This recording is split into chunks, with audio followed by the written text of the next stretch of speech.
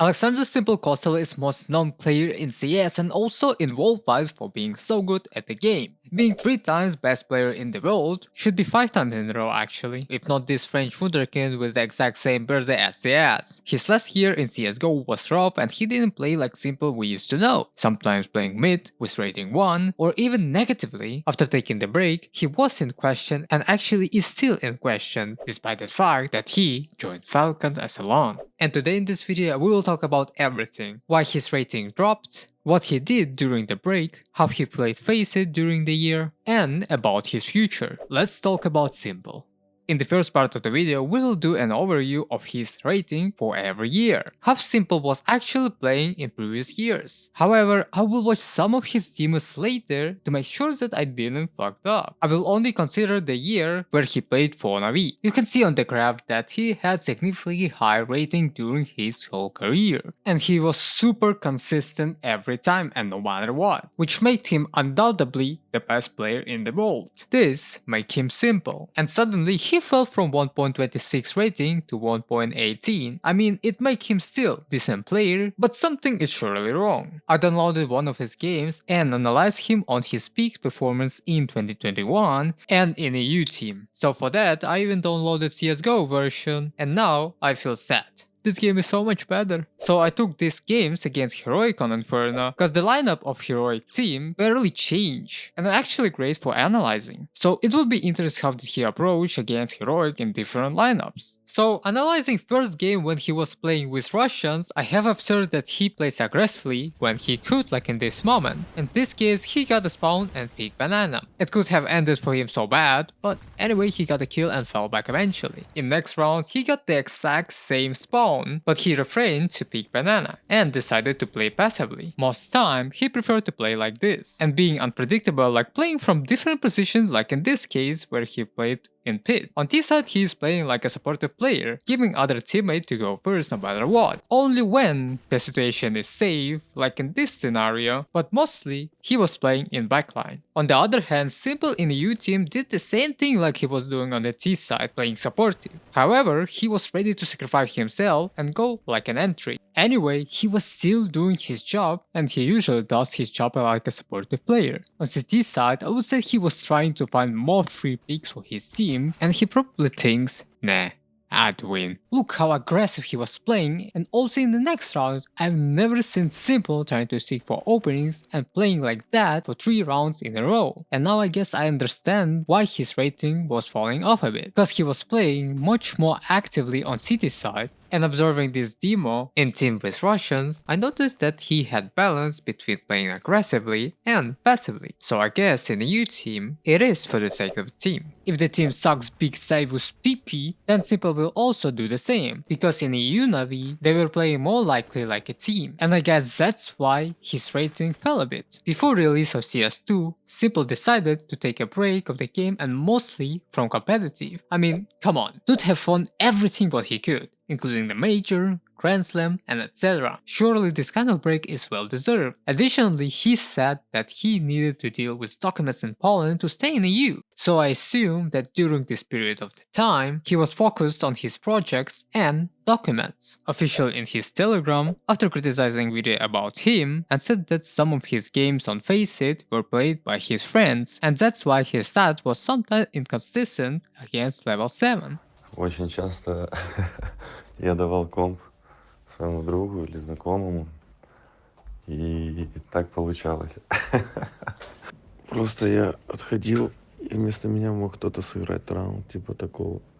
Сам аккаунт не был передан на другой компьютер, это все было на моем компе. But it doesn't matter, cause I was too lazy to watch one of these games, and instead, I wrote down all of his games on FaceIt to Excel file. If you want to check it, I will leave it in the description. I hope there was no applications that can export FaceIt Stats to Excel file, I will be so tilted. However, in this part, I will talk about, first of all, his passion of playing this beautiful bounce game without jump throw bin, and his slot. FaceIt could tell how he was playing, and I can assume he slowed based on this information. What we can see on the tab Why the fuck is all red, orange, green like goddamn rainbow? Let me explain. So every color has meaning like in LGBTQABC plus community. And I guess you already have an idea what does orange, red, green means. It's about high, medium and low stats. I really don't want to go in depth with explanation, but the general understanding you probably already have. But most important stat in this tab is kill ratio. You might think why kill ratio? All because it gives an understanding how s1mple was useful during the whole game. The KD stats show us was he going insane in the game,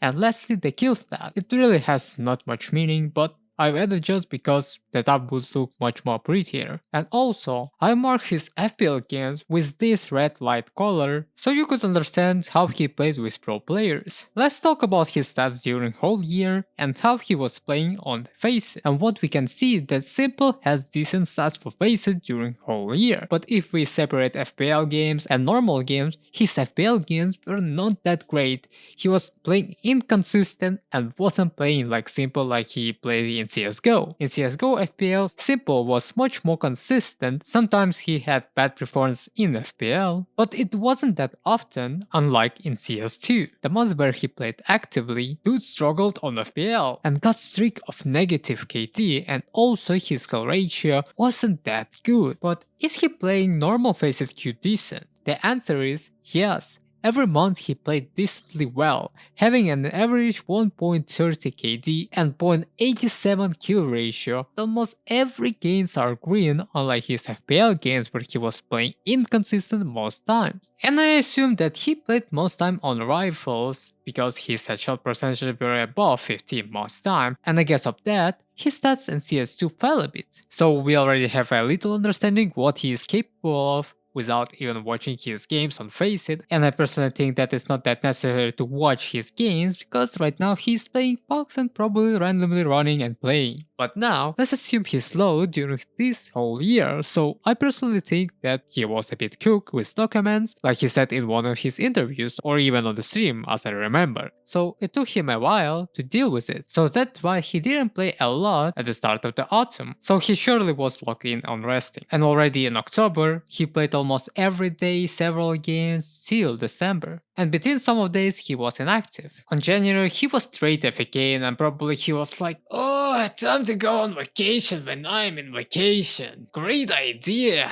Pros love to do that at the start of the year. New year, need to greet family, you know. But afterwards he came back in February and probably was in talk with Falcons. Afterwards Falcons announced that s1mple will play for them as a loan. So he had final reason to play. I also want to assume that he probably already dealt with documents to stay in the EU, and he wanted to return in this month. February and March were for him most active months, however his debut didn't went well. I will talk about his games for Falcons later. After the debut that was in March, he played also a lot and boom, again he went on the break in April. And beside that, now he won the major. And probably he was focused on his project Play Like s1mple that was launched on May, but it failed as we know. And once again, s1mple went on the break. June was playing a bit, and he also got a new girlfriend. In August he went to China to Bing Chilling and also played 1v1 game where he played against Skinny S1mple, but somehow on March 2 he lost to Loba. Loba D by the way. Now, let's discuss s1mple's time with Falcons. Expectations were high, people anticipated him to perform well, maintaining at least 1.15 average rating similar to his last year in CSGO. However, his CS2 debut didn't go as planned. It ended with loss and disappointing 0.94 rating, which is bad for superstar player like s1mple. But we need to ask, why did this happen, and was s1mple actually underperforming individually, or he was simply unlucky? To answer this question, I downloaded and analyzed his demos from his debut. Fun fact that he played on similar position when he was playing on rifle in 2016. But biggest difference between old CS and new CS is how structured and more tactical CS is nowadays. And younger s1mple was unstoppable, he takes tool anytime and playing much more active rather than today's s1mple. But it's a bit harder to do it nowadays, everybody already knows how to play this game, especially on Mirage, that has never changed since day one of CSGO. Oh, sorry. they added this bench. His gameplay is actually the same as it was in 2016, but he don't take unnecessary duels. Most time on Mirage, he died in micro moments. For example, in this moment where T's got mid control, he didn't expect that they will go deep in ladder room, and of course he got punished. And in mechanical aspects where he was outdueled by the enemy team, even if you think he performed poorly on Mirage, and it actually is, because it feels how he moves and how he shoots.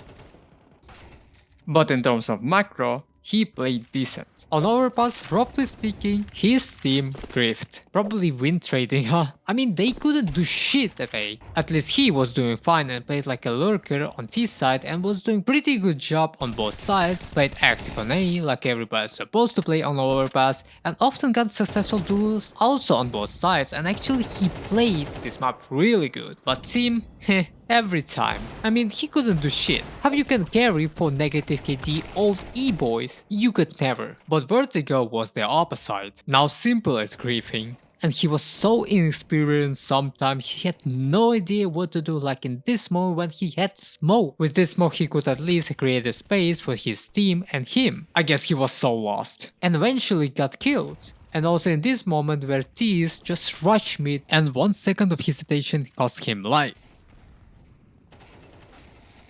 And there was several times on Vertigo where macro and inexperience on this map played a crucial role of his bad performance. But generally, sometimes it feels that he wasn't playing like he used to. Maybe CS2 negatively impacted on his performance, and at that time he still didn't adapt it to the game, and actually CS2 feels damn horrible. Right, Alexi? I would recommend anyone who's watching this to download CSGO and just go shoot one bot at a server. It feels so crisp, like you're gonna cry after. Damn, it hits. I'm 90% sure that if he didn't took any breaks, at least played FaceIt every day, he would play better in his debut, and judging him only based on one game is fucking stupid. And also in single elimination. He didn't fucked up in macro moments, mostly on Vertigo, but the rest of the maps, I would say he played decent. Not good, not bad, just decent.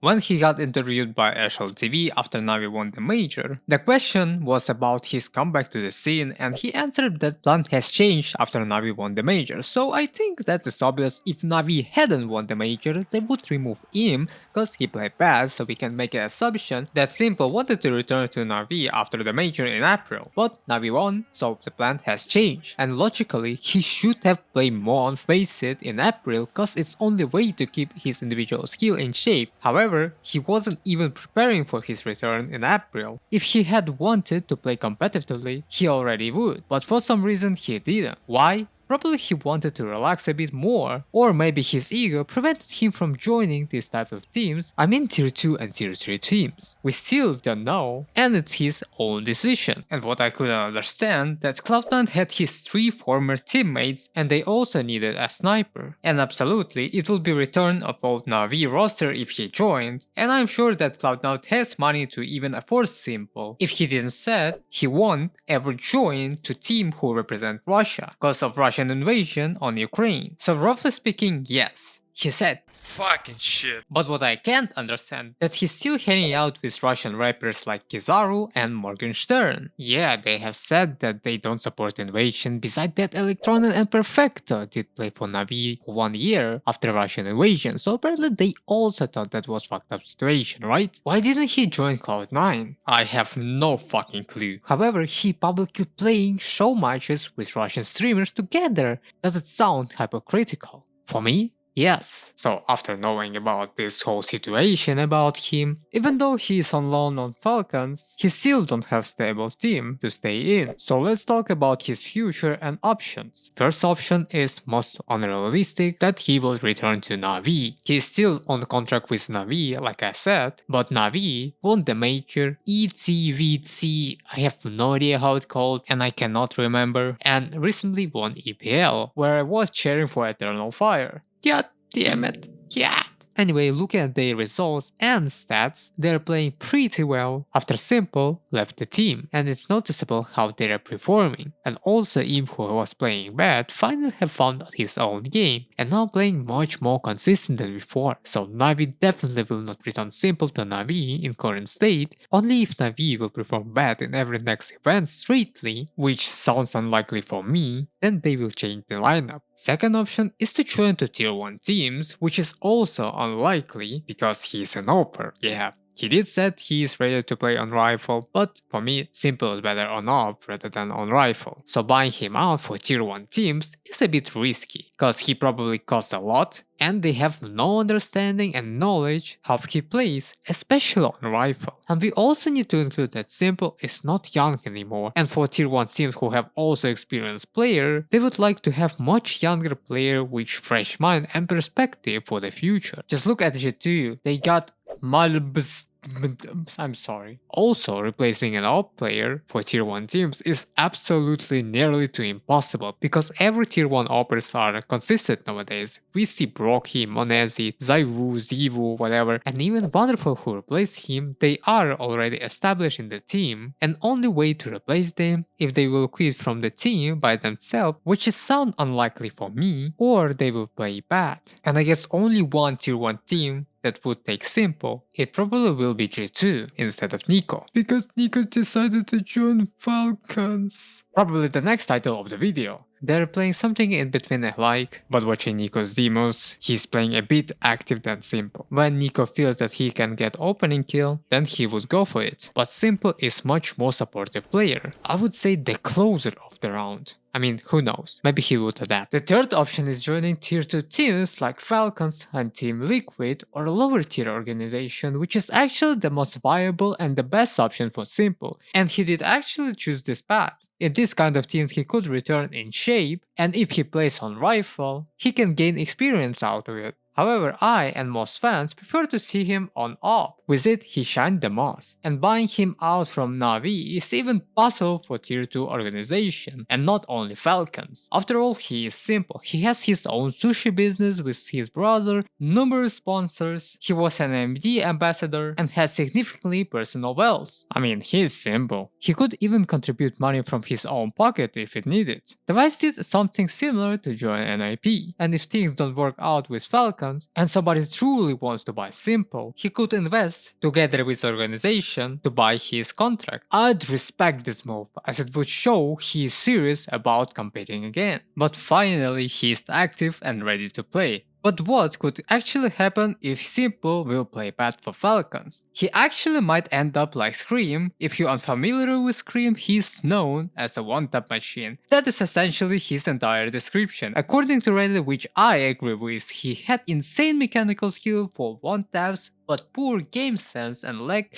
clearly defined role. And tier 1 teams showed no interest in him because they already had functional rosters. Afterwards he played for Gamer Legion and eventually moved to Valorant. Kenny's was in situation similar to s1mple, he was benched in G2 and no one wanted to buy him out due to his inconsistency and steadily falling rating. He joined Falcons after his G2 contract ended, got benched after the major and eventually retired. The story could repeat itself with s1mple if he would play bad with Falcons, especially on AWP. Personally, I prefer his return as an AWPer, but I also don't mind if he would play on rifle. But I'm not expecting him to come back and dominate tier 1 scene. I think he will play decently, probably maintaining the same rating he had in Navi EU, and his upcoming events will be in October against tier 2, tier 3 teams, and it will show how he will really perform on Shanghai Major. I wish him good luck. Okay, that's it. What do you think about s1mple situation? Write in the comments what you think, and bada bing bada boom, subscribe to my channel, or you will have diarrhea for a whole year. I mean week.